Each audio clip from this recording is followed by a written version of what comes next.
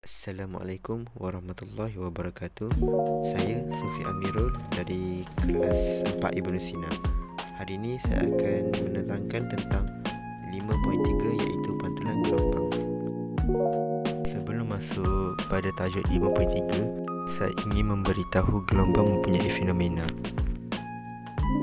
Gelombang mempunyai 4 fenomena iaitu pantulan, pembiasan, pembelauan dan juga interference.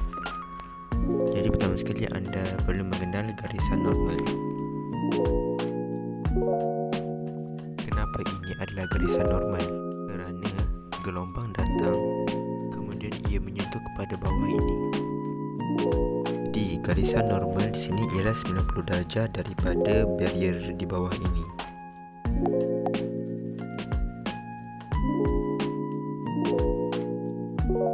Contoh, katakanlah ini adalah barrier. Kemudian kedatangannya sebuah gelombang.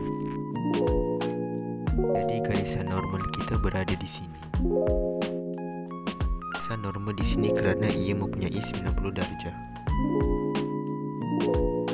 Jadi mari kita lihat di sini. Di sini kita mempunyai dua sudut, iaitu sudut tuju dan juga sudut pantulan. Mari kita kaitkan antara dua sudut tadi dengan graf ini. Bermula dari sudut tuju. Jadi sudut tuju ini ialah sudut yang datang. Jadi selepas ia tuju, benda ini akan dipantulkan.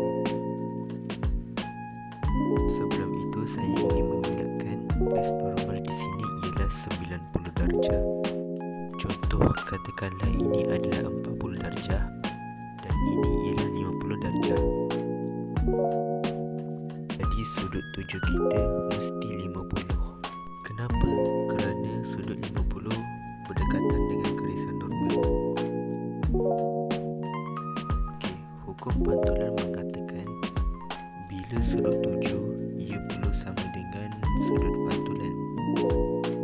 Jadi bila sama, sudut di sini mesti sama. Jadi ini adalah R kita. Jadi pantulan adalah yang paling senang. Kenapa? Kerana semua ini adalah sama. Maksudnya sebelum dan selepas semuanya sama. Jadi V dia ialah laju. Jadi laju sebelum dan laju selepas ialah sama. Sebagai contoh, katakanlah gelombang datang dalam keadaan 5 ms-1. Jadi gelombang itu dipantulkan semula dengan 5 ms-1. Seterusnya, frekuensi. Frekuensi semua fenomena ialah sama. Tidak kisah fenomena interference, pantulan atau lain-lain, semuanya sama. Jadi seterusnya, simbol ini dinamakan simbol lambda.